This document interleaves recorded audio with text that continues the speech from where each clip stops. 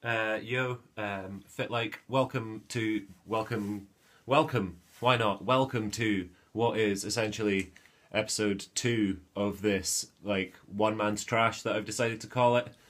Told you so. I did have a competition going in the last one. It's kind of, it's still going, but I got two, requests. What would it be? I got two comments, and I was happy with them. I guess they're okay. To be fair, Baps, it was Parp.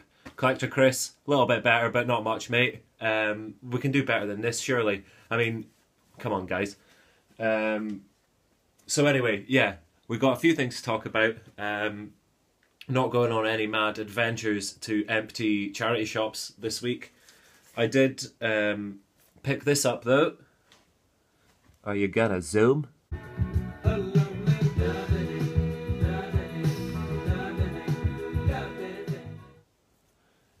Yeah, so I got that. Got a couple of Alan Moore books. We'll have a look properly just now. This is Alan Moore's Maxwell the Magic Cat, Volume 1, this one. He was writing this for the Northampton Post. I think he started in '79 and went on. I think he was still writing this when Swamp Thing and V for Vendetta and Marvel Man for Warrior were on the go. I think he was getting like a £10 a week, £10 a week, and then it went up to £12.50. It's not. He does the art in this, so it's interesting to see some of his artwork. I mean, it's quite nice, his art. It fits what he's doing really well, if you see what I mean. He kind of tones it down. The very first Maxwell is really quite detailed and everything, and you obviously see quite quickly that he pares it right down so he can get through them quicker, I guess.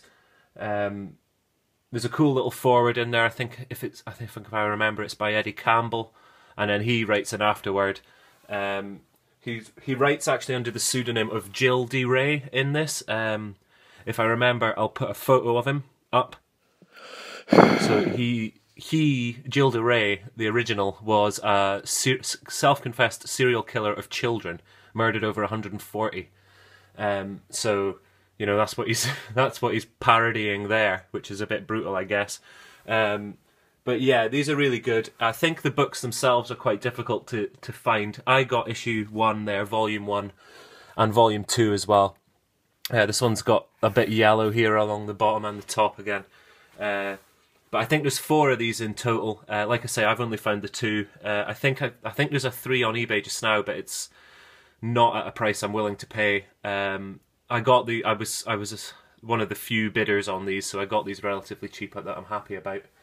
Yeah, so that's these brilliant little early Alan Moores, and maybe not something you'd go rush out and buy immediately, but if you were picking up a heap of Alan Moore stuff, you'd want to get around to this eventually. I'm enjoying it heaps. Still on the first volume, but it's the sort of thing, if you've ever read lots of Calvin and Hobbes or anything like that, it reminds me of it. You can churn through them, and yeah, they are really enjoyable. So yeah, that's that one, guys. Alan Moore's Maxwell the Magic Cat. Yeah, I wanted to have a look at like an album. I'm maybe going to start doing this if I can, we'll look at a decent album. Hopefully one you've not heard of. If you have heard of it, great. I mean, hopefully you agree with me that it is great. But hopefully you find a new band that you like. This is essentially it, or a new album at least. So yeah, let's have a look at that. Alright guys, check this angle out. So we're over at the record player, obviously. It's, if anyone's interested, it's a Technics SL-Q2. So there we go. I've also got the amp, the Technics amp. It is a Technics SA200L. So do what you want with those. This actually cost me nothing, this setup. I got it from that place that we were in the last video. They weren't sure it was going to work, and I took it home and it worked, so I got it for nothing. So yeah, anyway, that's not why we're here. We're here to talk about this album. This is one of my one of my all-time favourite bands, definitely. Their albums can be quite tough to find on the vinyl, but people who know this band, there's, you know what I mean. It's kind of cliquey almost, I'd say. My uncle put me onto them. We'll show you the record. They're called the Blue Nile. This is their first album, I Walk Across the Rooftops. Sorry, I'll just show you that for a bit longer. This is their first one. I think it's 83. Yeah, 1983. There's a good little book on them that I would recommend called Nihilism. It's about the three of them. They're still... No, they're not really on the go anymore. The singer's still going. But they've only done 4 albums. This one's only got 7 tracks, I think. Yeah, 7 tracks. This is the easier one to find on vinyl. Some of the... I mean, I've never seen a copy of High, for example, which was their 4th album. Never seen it. There was a Peace at Last, the 3rd one, Peace at Last, was on Amazon. I think you can get one. And then again, Hats, their 2nd album, is really tough to find. I've never found one. But honestly, you can get their stuff there. You could probably just download their stuff. I know on eBay, the iTunes store, they've got a load of them. But if you were kind of, you know, like into your computers and stuff, I guess you could get it off a Napster or LimeWire or something like that. So anyway, this is it. It's playing. This is Walk Across the Rooftops, the title track. If you've got a sweet set of headphones, I would recommend... Where are my headphones? Okay, they're gone forever. But my headphones... Sorry, not my headphones, just headphones in general. I would recommend listening to track number 2 on the B-side, which is called Easter Parade, which is maybe... I don't know if it's on YouTube or anything. Go and have a look after this. Subscribe and all of that stuff to this. Then go straight away and look at the Blue Nile Easter Parade. Stick your headphones in and crank it up. Honestly, it's amazing. These guys are ace. I don't really know. Like I say, the book Nihilism, get it read if you're interested. Listen to the music, see what you think. But yeah, everybody who I've ever known, this is the sort of music that if you're listening to it... I used to work in a bar, for example, and I was playing this, and someone actually, you know, came up to me and said, you know, you like the Blue Nile kind of thing, and we started talking about music just from that. So kind of, you know, people who listen to this, if you see what I mean, I don't mean to make it sound snobby, but people who listen to this, you can basically... If you hear someone listening to this, they know what they're doing, basically, is what I'm trying to say, without being a dick about it. Yeah, I mean, they're just awesome. Blue Nile are amazing. Like I say, 4 albums. The singer Paul Buchanan did an album a good couple of years ago now called Midair.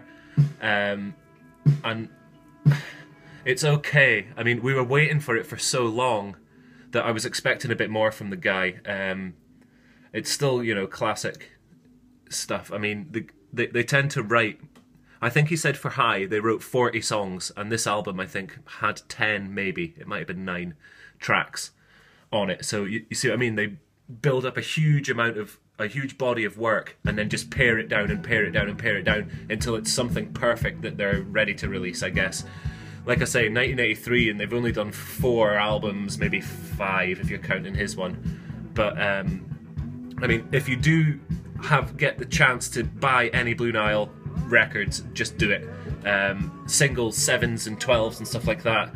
A lot of the earlier ones have definitely got singles. This is Tinseltown in the Rain. This has got singles, a 12 and a 7. Don't know if Walk does. Stay, the first track on side B, that has a single.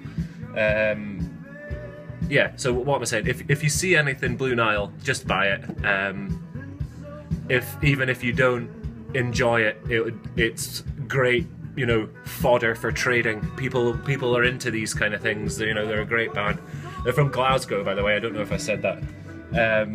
Yeah, so anyway, Blue Nile, check them out. Okay guys, hopefully you've seen something that you liked, or not, whatever. Not, you know, thanks for everybody who has been watching. One of my videos has got over 100 views, and that's awesome. That's more friends than I've ever had. I think, in fact, I've got 23 subscribers. That's more friends than I've ever had, let's be honest. That's including like family, and I got a heap of them. So yeah, thank you very much, and yeah, we'll see you for the next one.